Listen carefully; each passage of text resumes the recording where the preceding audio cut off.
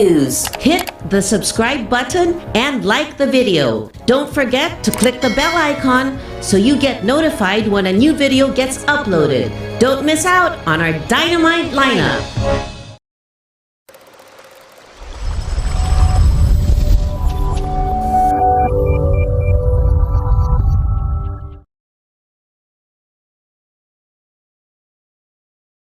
On Teleradio Bandido, Channel 224 Sky Cable, TV Plus boxes, digital free-to-air Channel 29, Facebook.com/DZRJ 810 AM, and YouTube channel RJAM News. This brings service to all educators and learners of every age.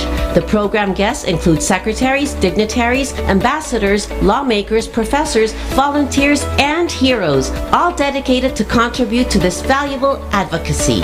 We take the streets to the classroom and the classroom to the streets.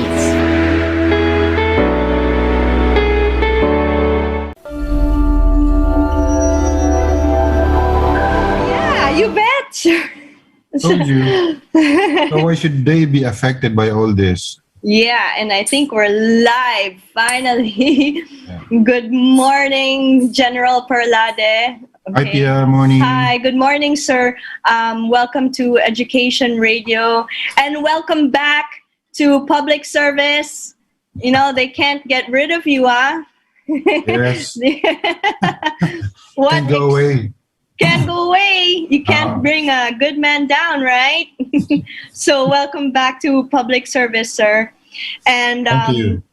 I'm sure that even more now you're going to be extra active because you're free. You're free to do more. I've always been free, Pia. Okay, that's a great answer. Yeah, and but now you know a lot of people will probably also seek more of your guidance, and you'll have more time for other people in the different areas here in the entire Philippines. It's really hard because this is an archipelago we live in, you know, and that's what the people have to recognize, that the situations in different areas are really different, right? Yeah. You know, compared to us, let's say here in Metro Manila or Luzon. However, we're facing one battle. It's still the same battle, right? Just in different ways. And which is why our topic today is just that, the service and the public service that still needs to be brought to the ground because it's already there in the first place. It's already there. So let's begin with that, sir. From Luzon, Visayas, and Mindanao, we have been able to bring back basic services to our people. And what's your forecast? First of all, Pia, I'd like to go back to what you said, that we are an archipelago composed of thousands of islands. And yeah, we have so many different, not only tribes, but cultures and Yes. You know, they say that we are a composition of different races, actually. Yeah, hindi lang Malayan race. So this is the reason why we are perceived to be so fragmented. You know, the BIkulana mentality is so different from the Visayan mentality. Yes. Cebuanos think they have their own vacuum there. Iloilo, ganun din, Mindanao. And we have to really relate to all these facts, realities on the ground so that we will be able to move forward if we agree on a lot of things. Yes. Like, we just have to deal with the fact that your problems there in Quezon is not the same as our problem in Bicol. Mm-hmm. It's not the same as their problems there in the Visayas and Mindanao. But whatever we do, it has to be for the, you know, to improve the unity. It has to gel the country. Yes. Rather than, you know, disperse it some more. Exactly. Mm-hmm. So yeah, your question, where are we now on this, especially on this barangay development program, on these Mm-hmm. services, especially now that we still have this pandemic. Mm-hmm. We are way ahead. We are way advanced, Mm-hmm. considering that many of the services has been, well, uh, they have been withdrawn from these far-flung areas. Withdrawn, huh? That's the Mm-hmm. term. That's Yeah. because we see that it's a deliberate effort to really make people in the geographically isolated areas make their life really miserable so that they can be exploited by Mm-hmm. other sectors. Yeah. Uh, in many of our talks, we dissected why these programs have been in the first place uh, focused on these isolated areas. Uh, Precisely, Pia, it is because many of these politicians think that these places, communities, are not so significant to them Mm-hmm. because they had the least number of voters. So again, Pia, alam mo, isang sukatan ay yung yung bilang ng mga bumoboto, Botante. Mm-hmm. botante, which is, it's so ridiculous because Yeah. kung wala ka na palang botante doon or kokonti lang yung botante mo doon, hindi mo na paparatingin yung serbisyo doon. All the more. Exactly. Yes. Yeah. So that's the beauty of this NTF-LCAC, the National Task Force to End Local Communist Armed Conflict, was able to converge all these agencies and agreed that these services should be given to these marginalized areas, marginalized sectors of the community. In a way, they've been disenfranchised for a very, very long time. Yes. Yes, and I tell you, I see that these things are deliberately done. Mm-hmm. Because of some sinister agenda of people responsible to them. So now, where are we? We are at the farthest places of Mindanao. We are at the most isolated islands of Mimaropa, Mm-hmm. and then I think this August 6, the president will be in Quezon to again inaugurate many of these projects there in Bondok Peninsula and the Quezon province. Right. So ang ganda ng rollout nung mga programa. And what are these, Pia? These are farm to market roads, irrigation projects, health centers, some schools, even electrification, and then livelihood projects. Yeah. All in all, we are spending 20 million for each of these barangays.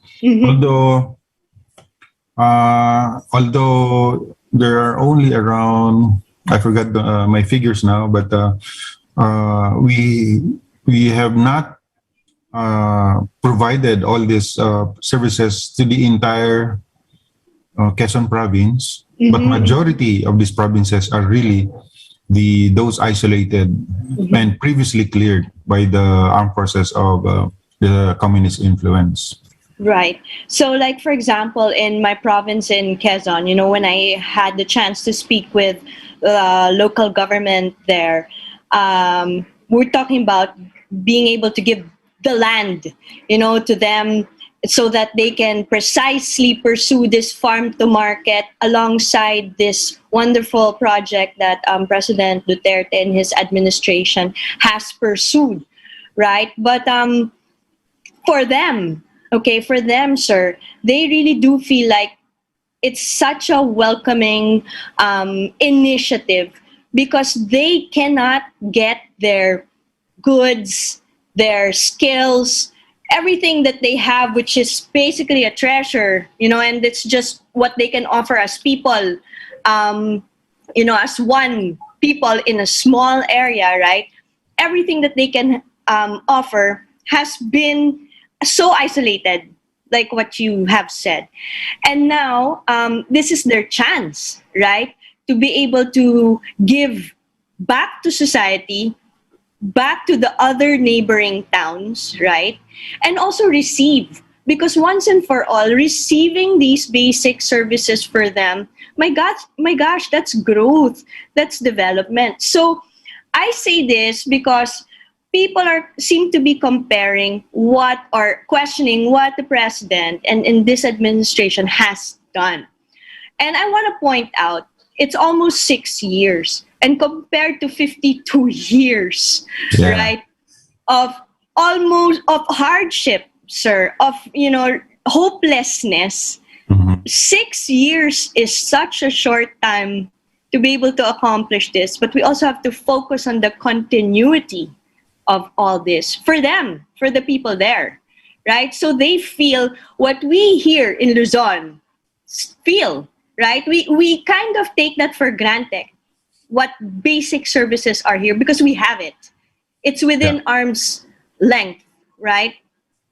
But them, it's a different story. Yeah. In fact, Pia, even before this barangay development programs, this National Task Force ALCA, the administration had a very good start, especially as far as development of infrastructure is concerned. Do you know, Pia, that the government is building a coastal road from from Atimonan, Quezon, up to Mauban, Quezon, then Real, Quezon, and be able to connect this to Isabela, to Quirino and Isabela. This is the only time that we ever thought about that. We don't have any structure at the Eastern Seaboard, If you're from Manila, the first build-up area or a highway, a network of highway that's really you can call build-up is those from Aurora going north. Yeah. Wala nang Yeah. iba. Wala nang Yeah. iba. But now, I can see roads being built and bridges. They built these bridges first because they wanted to make sure that when the roads are constructed, it has to be continuous. So I didn't realize that all the bridges were in place already. Can you imagine sa Mauban, dyan sa Real, they've been building bridges na pala. So in one of my sorties, I flew over them and I saw the massive construction that's happening. And one good thing about this PIA is that the contractors, they confirmed to me that, sir, for the first time, we are not being approached by NPAs for their extortion activity.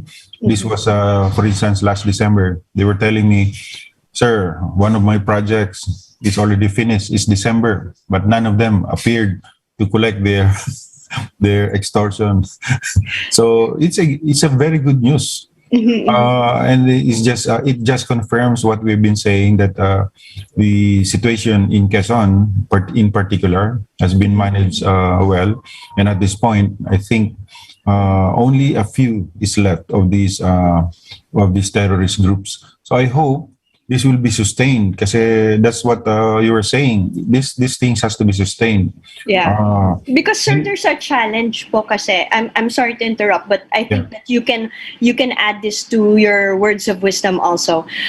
There's a challenge, and when we had like an interview here also with Sec Esperon, he really said we nip this in the bud because we are challenging the barangays with the barangay development program and the funds, right? So that means that you have to be a good executor of those funds. You have to know your area, you have to know your people, and you have to know where it should go.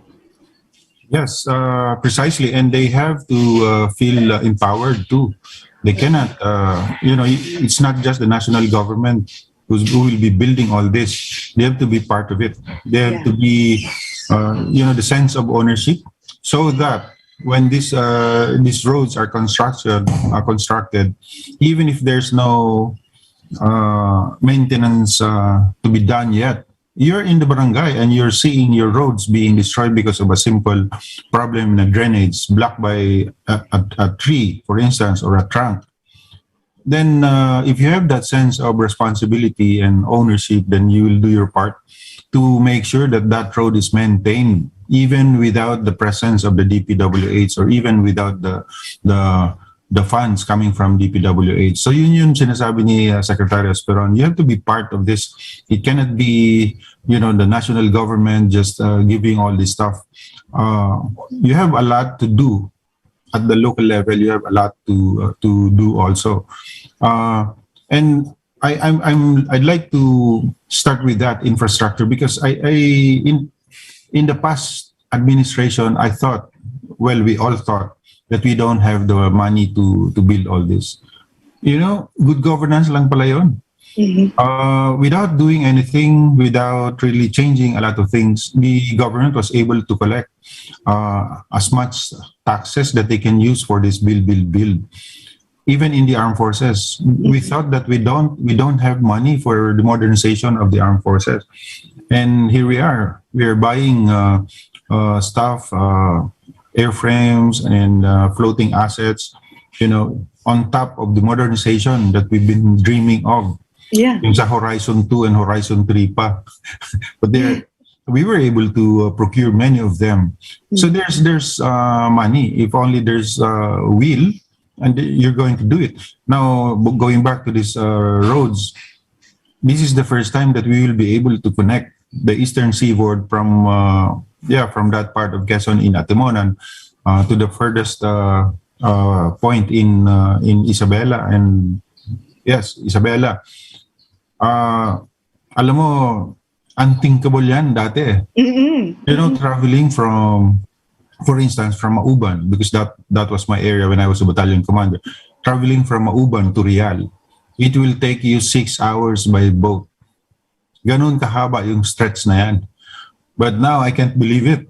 The roads, the network of these roads connecting many of these towns. So I'm talking now of the interconnection of these main highways, the original road that we have connecting Laguna and Rizal to the coastal road. Now it's being built also. So hindi lang yung coastal road ang ginagawa ngayon, yung Pan-Pacific. I forgot the name of that road. Yeah. But that's what my father was talking about also, this Pan-Pacific. Yes. Yeah. It's a road parallel to the Maharlika, but traversing the eastern seaboard. So never ko ito naisip, yan na mangyayari ito sa ano natin, sa lifetime natin. Yeah. Yeah. So, Yeah, I get it. Yes, sir. And the thing is, though, okay, I'm saying this from the standpoint of, like, you and I, we are from the South, but we also reside here in Metro Manila. And this is really not to put down anyone that is from Metro Manila, because I still think, and we should really have that mindset, we are important. Every area is important. So this, wala tong lamangan, di ba? Every area is important. Pantayin lang po natin, di ba? Kasi yung serbisyo nga, dapat kung ano meron tayo, meron din sila sana doon. Now, why is this, however, not felt, or at most, it is always the narrative, when we watch certain news and when we hear people talk, that they question, why the roads, right? Why are we investing so much on these roads, on infrastructure? And they make it appear as if it's not important. Yeah, it's not important. But to the people there, it is important. So again, it's like an information as well, battleground right now, where we also have to communicate these things. And maybe, sir, you can, ayan.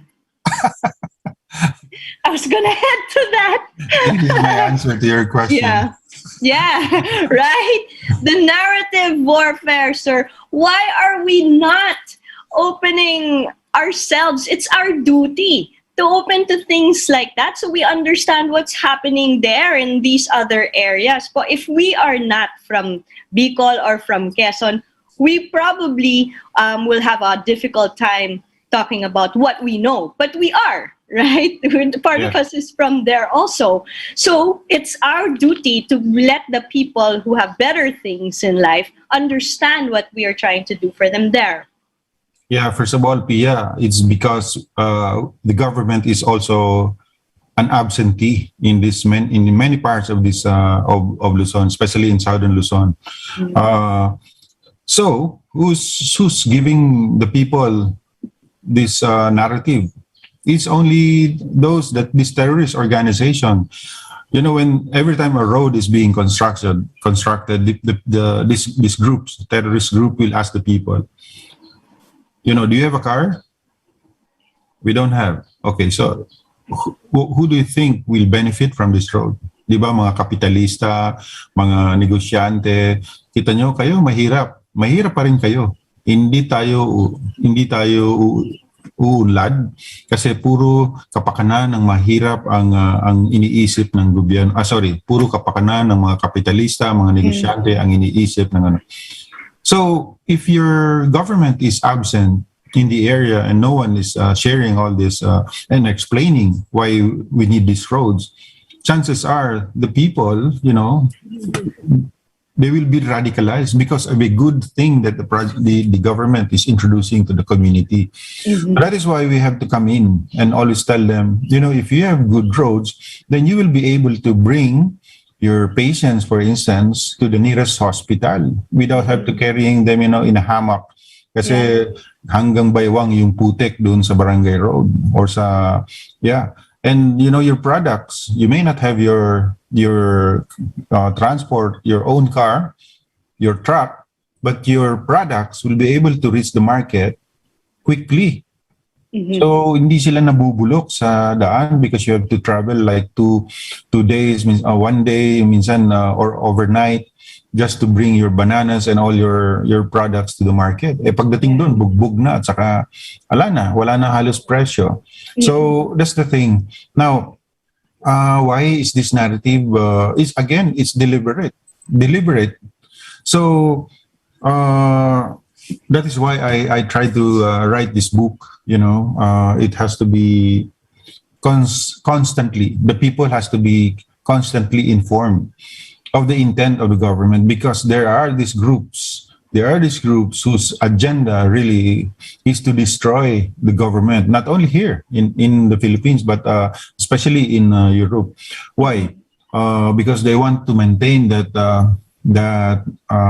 perception abroad that the Philippines is run by fascist governments from the time since 1986 or from the time of Marcos. Marcos, Yan palagi nilang sinasabi, and here again we have a president who's a fascista, violator of human rights. Yan yung narrative. But who are these people telling these stories? They don't know anything about their history, because part of this history has been hidden from them. Yes. So it's going to take a long time for us, sir, to change that. I mean, what has been hidden? Yeah. But I still believe that if you do this constantly, sustain information sharing, and then people will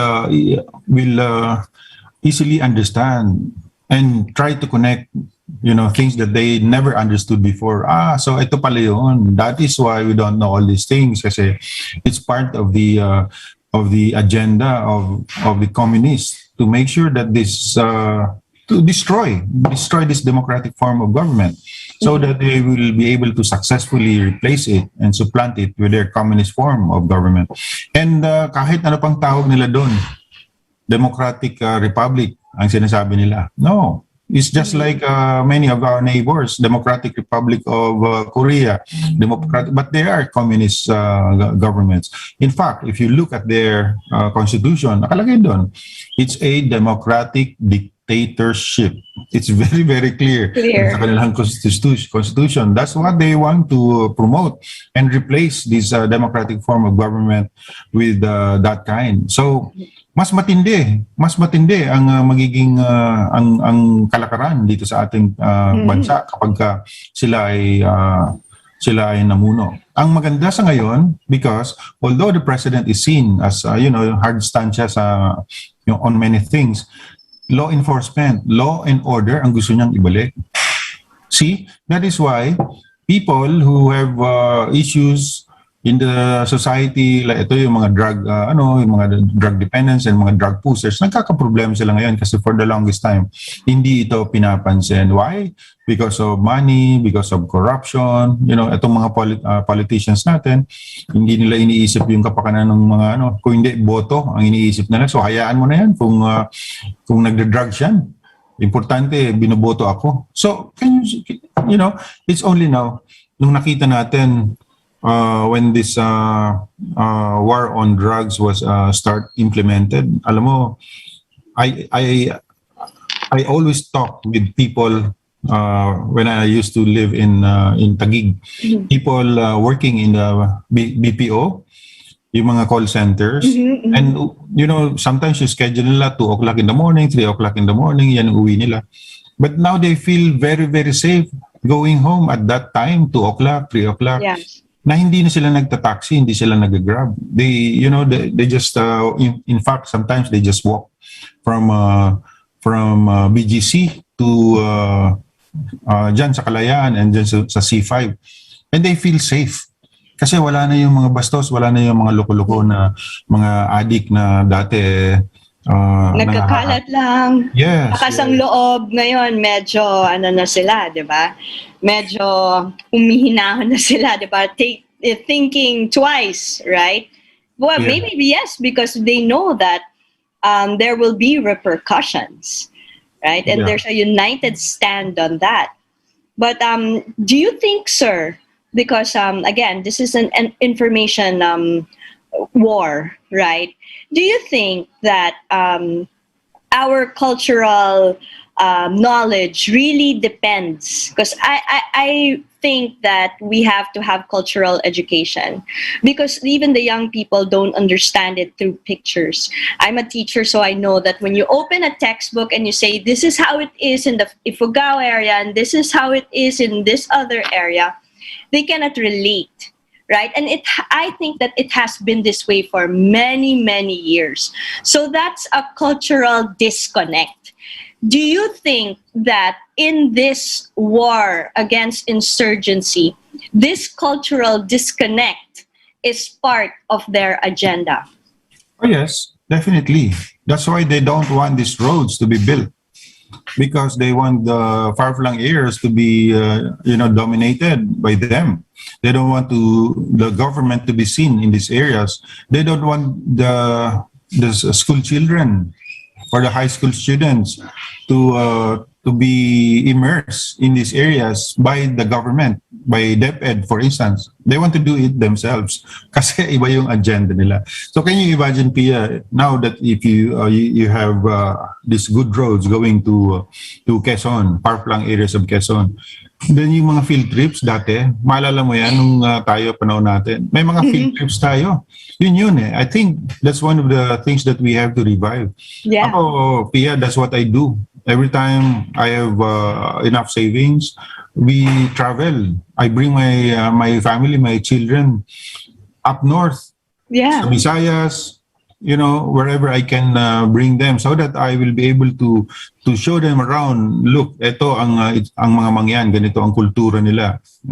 Ito ang mga igurot, ganito ang kultura nila, ganito kaganda ang Cordillera.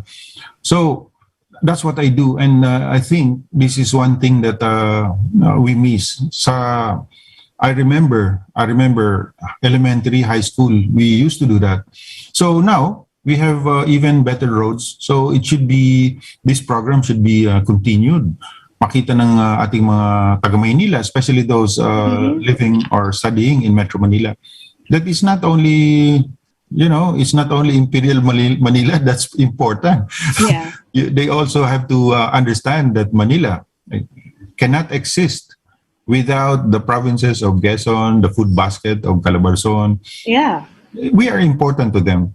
So in the same manner that Manila is also important to us, because that's the center of trade and economy. So ganun lang yun, give and take. And going back to your question, is it really part of their agenda? Yes, very much, because this is they wanted to withdraw information, the right information to the people, so that they can manipulate. They can manipulate people based on their agenda. So they share information that's only needed. They don't want to share the good information that people should know. Yeah, and sir, I have to point this out. There was a time, and you and I are still doing it with our children, where we actually take them to places so they understand the situation on the ground. But with this disconnect, right, that has been pursued for so many years, I want to point out, in the province of Quezon, what do the youth do? For many, many years, the only place that they have to go, that they can go to, because that has been already the set mindset, is a town hall, right?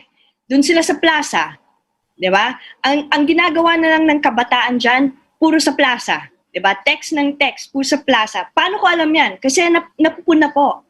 Napupuna ng mga nakakatanda, di ba? Na ang kabataan noon, hindi naman ganyan. Pero ngayon, yun na lang ang ginagawa nila. But there's a deeper reason as to why the youth have become that, na ganun na lang kaliit, di ba? Yung mundo nila, right? It's because of this underdevelopment as well. Would you agree, sir? Yeah, of course. If there's an underdevelopment, then the services of the government is limited to a specific place. Kaya nga dyan na lang sila sa plaza. Kasi dyan may libreng wifi, and dyan yung malakas yung signal. O paano yung medyo malayo? And I'm reminded of this incident in Masbate, Pia. You know why that landmine was placed in that specific area in Masbate City? Because there's no signal there, there's no Wi-Fi. So chances of these communist terrorists being monitored, their presence there being monitored, is remote. Kasi there's no way to communicate outside. Maybe you have to run to the city and inform the police that there's this group. So technology can both be advantages and disadvantages. One of the reasons why people are conglomerating in the plaza is because, and even at home, sometimes they don't talk with their folks anymore because all the time, puro na lang naka-cellphone. Kakain na lang cellphone. Yan pa rin, yeah. So you have to go back to our foundation, yung family, yung values natin sa family. Kung hindi mo ito tuturo sa kanila, hindi nila ito matututunan. Of course, there's technology now. But that's the positive side of it. But they should not forget that yung very close family structure natin has to be maintained. Yes. So, and this is how one thing that they also target anyway, the most basic. Mm-hmm. So this is one thing that has kept us a very resilient nation even with this pandemic. So yun. Dapat ma-maintain natin yun. Yes. Now, you mentioned about plaza. Ang maganda ngayon, a lot of our local government executives actually are coming up with their long-term plans on how to they have all this urban planning. So such that they will be able to maintain and preserve their natural, the beauty of your natural environment. At the same time, introducing all this industrial park. Meron akong nakikita mga plano dyan sa Quezon. There's an industrial zone there. So I checked on that and said, don't worry, General. We're going to maintain the beauty of Banahaw and the beauty of good. Sabi ko good because sayang naman kung masisira yung ating environment. So at least we now see local executives, especially now under the leadership of this current dispensation, they are initiating long-term actions. Hindi lang yung bayaan mo na yan kasi 3 taon lang naman yung term ng mayor or very short term yung planning ng ating mga leaders dati. But now, at least long term. That's how you do it. Kung hindi ka manalo, fine. But because you're doing that, long term ang iyong programa and people realize that you're thinking of something good for your locality, then yung pagboto sa iyo, it will come so naturally even without you campaigning. Yun yung sinasabi ko dun sa mga mayors and mga kaibigan natin sa province. So yun, ganado silang ganado sila ngayon na magplano long term kasi they also see the support of national government. Yung Mandanas Law, by the way, di ba? Yung Mandanas Law, in effect na yun. So, sooner, the local government executives will have more funds for their own disposal. So, marami silang pwedeng gawin. Right. Hindi na yung centralized sa Manila yung taxes and yung revenues ng mga malalaking company. And that was the hope in 2016 when President Duterte became our president. Diba? That these areas will have that chance to do that locally, right, on their own, be given that that power to do it, to administer that. Also, I wanted to say, a friend of mine said, just like in the NDF, National Democratic Front, their leaning is so telling. What is democratic there? By overthrowing a legitimate government. So of course, ito naman sa Mindanao. You would know this also. Ganyan naman talaga sila dyan. I guess it's nice to bring up also what we're doing in Marawi. Because there's that question where they say, oh, ano nangyari sa rehabilitation? And you know, when I watch these people question this way, I know many of them have also been to Marawi naman eh. And they should understand this is also a cultural issue, right?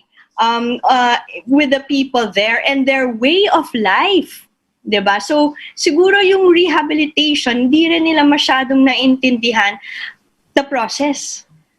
Kung napapagalan sila, sir, yun lang nakikita nila.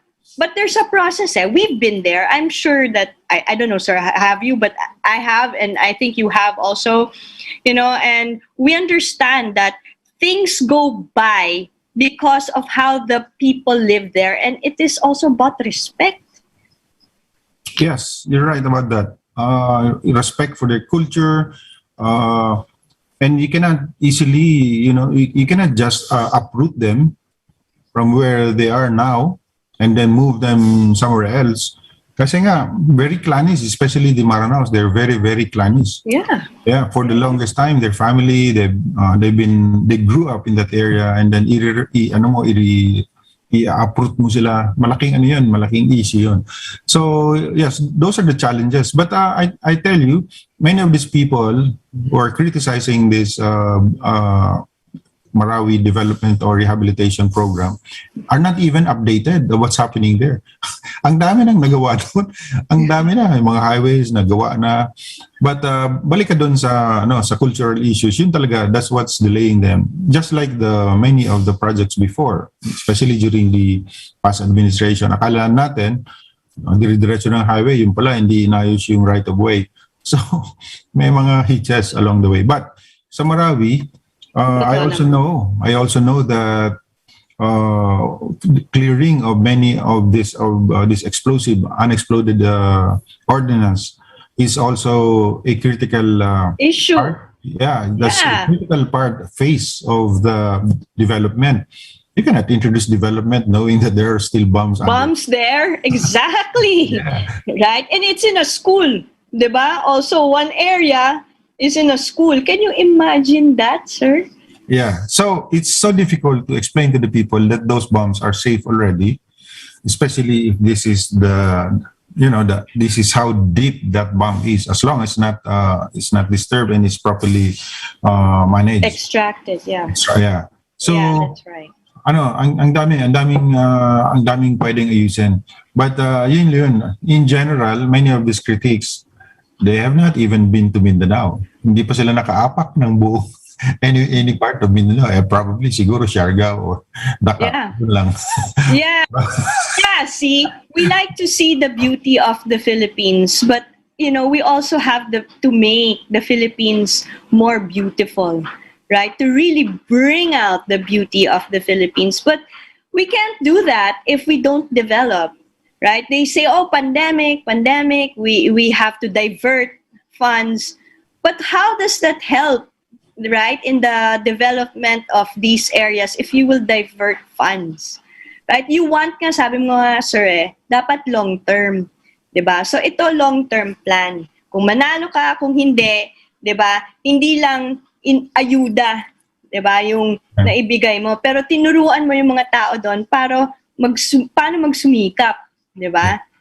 It's a mindset. It's very difficult and it's going to take us a bit of time still. I can see. Which is why I hope that we have continuity with this one because of the time.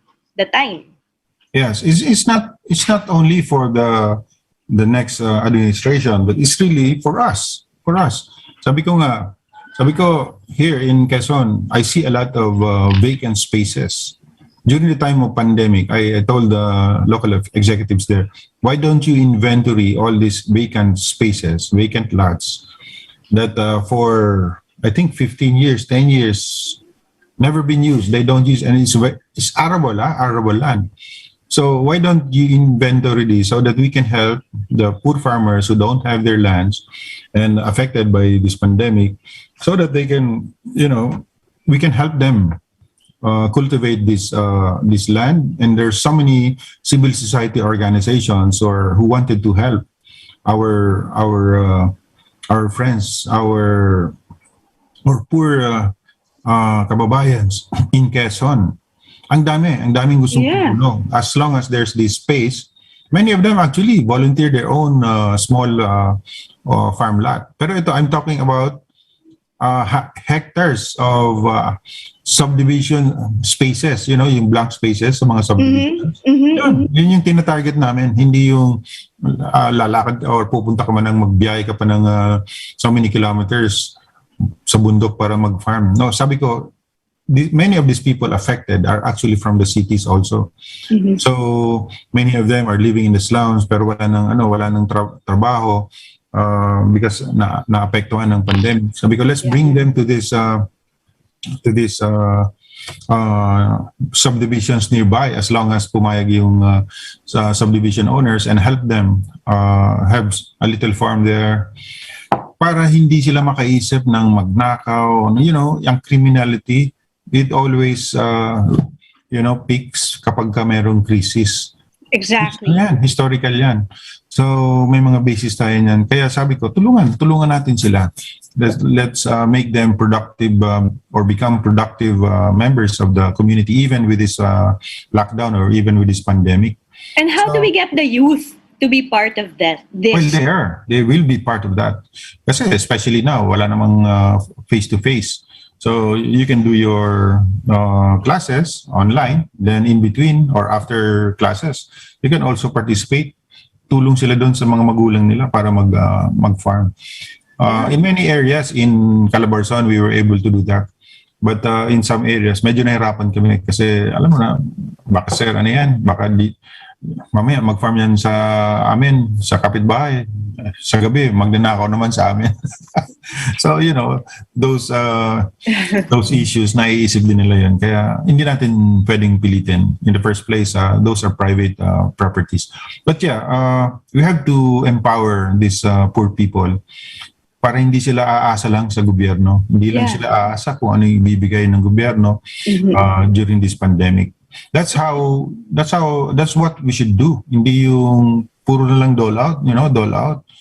No, we should help them. It cannot be sustained, sir. Yes, teach them how to fish. Yeah. You cannot forever supply them with fish or food. Yeah. And in fact, like in one of the presentations that I got to watch also on Facebook, there was a lady who made a testimony, saying 3 times or I think 4 times she received the ayuda from DSWD. But her and her husband did not only stop at that.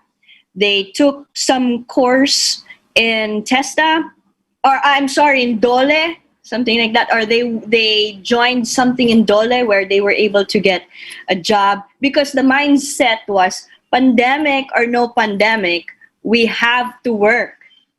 right? We have to find ways and means. And this is what we want to do also in our provinces, except that the ways and means there is very different from how it is in Metro Manila. And we have to form that mindset for the people there na this is your resources. Dito tayo mag-focus, 'di ba? Your talents, your skills, and how we will, uplift the community from here. Do you think, sir, that because I can see that the armed forces of the Philippines, I work with them a lot, the JTF task force in our city alone, and they are so active in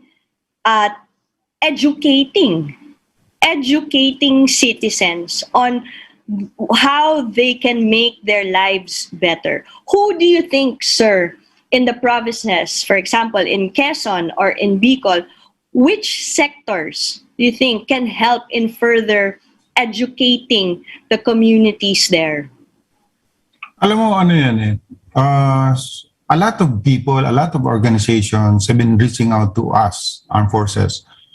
And of course, they know that we have programs for the development of communities, livelihood for our communities. And then they just wanted to partner with us so that we will be able to expand our programs because they know we have limited resources also. So yun, that's what happened in Quezon. Here, I'm trying to look for that picture of a project that we did to promote tourism in Quezon. Mm-hmm. We started this kawayan. Kaalamang wastong yaman natin, something like that. It's kawayan. It's not really the bamboo, but really it's about promoting the use of bamboo, propagating bamboo, and you know that you can construct buildings, 3-story, 4-story buildings out of bamboo. Yes. With the current technology that we have now, kayang-kaya natin gawin yun. So that's what we did. With the help of DOLE, with the help of TESDA, Department of Agriculture, DNR, we organized this workshop to help or upgrade the skills of our carpenters. Yung iba doon, hindi pa nga karpintero, but they wanted to learn additional skills while there's pandemic. Para pagka nag-boom na yung ano natin, ayun, ready na sila. So, that's what we did. Nakakatuwa kasi sabi nila, sir, yung project natin doon, habang ginagawa namin, here, I'll show you one. Habang ginagawa namin, ang dami nang lumapit. Nagtatanong. Oh, wow. That's so beautiful. Nice. Amazing. It's 2-story. Wow. Okay. 2-story. But you can actually build one of this 3-story and very strong. Yeah. Bamboos are strong. Yung design niya is so strong, it can withstand strong typhoons, especially there in Bondo Peninsula, many parts of Quezon. Yes. So, nice. That's a really nice initiative, sir. Amazing. And it's beside the highway. So when people pass by that route, they stop. Let's have a picture with it, and they're asking, who made this? Can we order 5 of these? Wow. So, yeah, in many areas, gusto na nilang magtayo ng mga ganito. It's something new. It's something, something different. So that's promoting local tourism. Yeah, amazing. Yes. And you think that with the barangay development program, this can further be honed? Oh, yes, because that partnership with TESDA, with many agencies, including the provincial government, has been firmed up already, and we're gearing up to the next phase of this program. Sustain ito, Pia, until we are able to train so many, teams yan. And these teams of, for instance, these teams of carpenters, we will supply with electric tools para mabilis. Yeah. Hindi na yung mano-mano talaga. Hindi. Kailangan meron silang electric drill, meron silang may grinder sila, kaya mabilis. Kaya maganda yung output nila. And so this is what we're trying to promote with the help of many agencies, including civil society organizations, mga volunteer organizations na gustong tumulong. Kawayan kasi, Pia, there are so many things that you can do with kawayan. Not only in building or constructing houses or buildings, but also in disaster resilience. You know, ito yung ginagamit para yung erosion maiwasan. Especially since people, they are so used to cutting, trees there in Quezon. Ngayon, pinalitan namin, let's not cut trees. Magtanim kayo ng kawayan in 4 years, 5 years. You can get, you can generate so much income out of that in 3, 4, 5 years. So sabi ko, meantime, turuan namin kayo paano gumawa or mag-construct ng matitibay na buildings. Huwag na tayong gumaya doon sa mga buildings na nakikita niyong mga kamag-anak niyo sa Europe, sa Italy. Di ba? Kaya puro bato ang natin. Kasi yun ang gusto natin sa abroad. Di ba? Tapos yung mga taga-abroad naman, sir, gustong-gusto yung ginagawa nating kawayan, di ba? Tapos sila naman, kung pwede nilang dalhin dun sa kanila yan, gagawin nila, they'll pay, di ba? Yeah, ang problema, ang yumayaman si Humart, yung mga hardware. Yes. Kasi, di ba, bibili ka ng tiles, bibili ka ng kung ano-ano. When in fact, ang ganda-ganda ng lugar natin, yung hangin, preskong-presko sa probinsya. Yun ang i-enjoy natin. Yeah, yung pagkain, I have to include the pagkain, sir, ha? Kasi mahilig ako kumain. So, I have to include that. Dapat, yes. Diba? Na masarap din ang pagkain natin dyan. Not to mention, also, one rich resource that we have is coconuts. Right? And coconut oil, I think, if I'm not mistaken, the Philippines is number 1, aren't we? In terms of coconut oil production and maybe even export to other countries. Everyone, it has not only become like a trend also for, let's say, celebrities who talk about virgin coconut oil. But, we Filipinos, we have that. We're so rich in so many resources. I really want to harp on this, sir, because like even when I go to Europe and I study their agricultural ways, and when they complain that, the young people don't anymore want to breed rabbits because like in Spain, we eat rabbits, diba? So the young people don't want to do that anymore. They just want to go to the city. It's the same situation also here. But the one thing that they always tell me is that no matter how big their countries are, in terms of resources, we are so much richer than they are. And we haven't really explored this. Yung locally, tayo. Kasi we always look outward, di ba? So locally, on our products, we haven't, as a people, really gone deep enough to look at our resources, right? And really invest in them. And I know that this is also part of the agenda of the other side. Because they know it. Diba, sir? They know kung gaano tayo kayaman talaga. Yes. And we have to take advantage of these indigenous materials, indigenous products. Promoting coconut. Promoting, for instance, alam mo yon yung sugar from coconut. Ano yun? Kahit na diabetic ka, pwede sa Cocoa sugar. Correct. Cocoa sugar. So, it's just that mindset, Kailangan imported, kailangan yung puti, yung asukal. No. Totoo. And even this, yung binabanggit mo, virgin coconut oil, especially at this time of pandemic, I've read a lot of literature about how valuable this virgin coconut oil is, especially during this pandemic. You just take one teaspoon. Every day in the morning.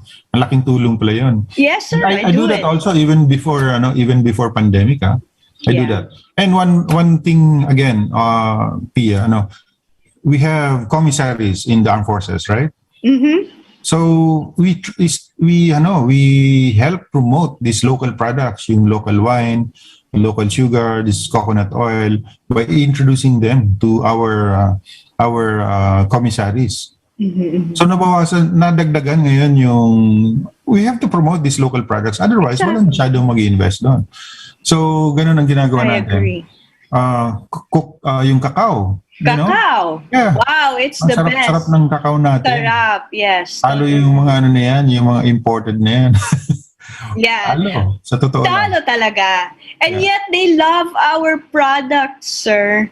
You Yes. know, the people abroad love our products, and we barely, you know, maybe more now. I think I'd like to think more and more now we When are was, we are when was talking the last about time, Pia, that you drank you took your cocoa ano?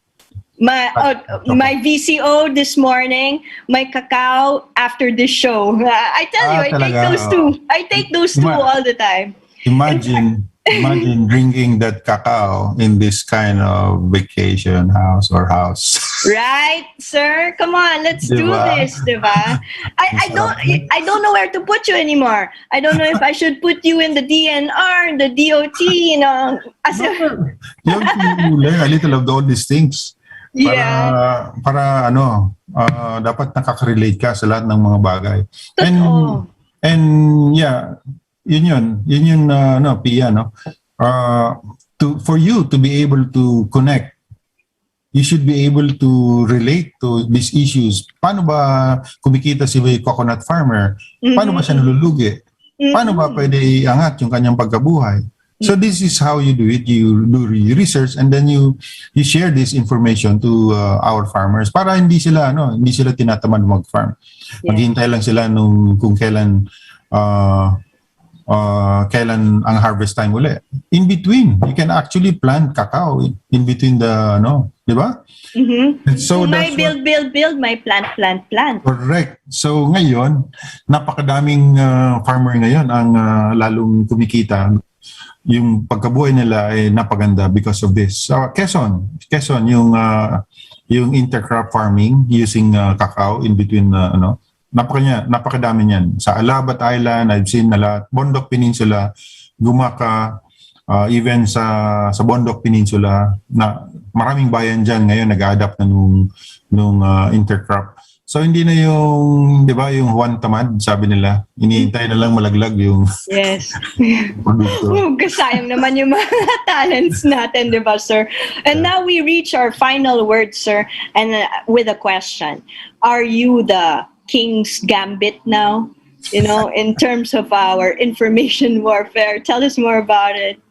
Yeah, the book that I showed you is just the first part, and actually I'm publishing the second part, and that narrative should be complete. But you have to sustain that narrative. I'm looking for a way to translate this to Tagalog. Spanish. Tagalog, but Pia, in Europe, they wanted to translate this in European. They're doing this now. Translate this in and for publication in Europe, especially for our friends also in that part of the world. Yeah. So amazing. They wanted to share the book to many of our children also.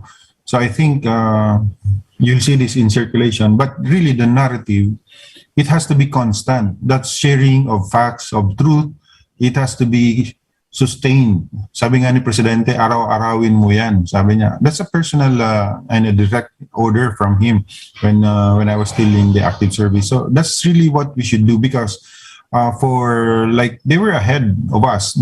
These terrorist groups, they're ahead of us by almost 30, 40 years.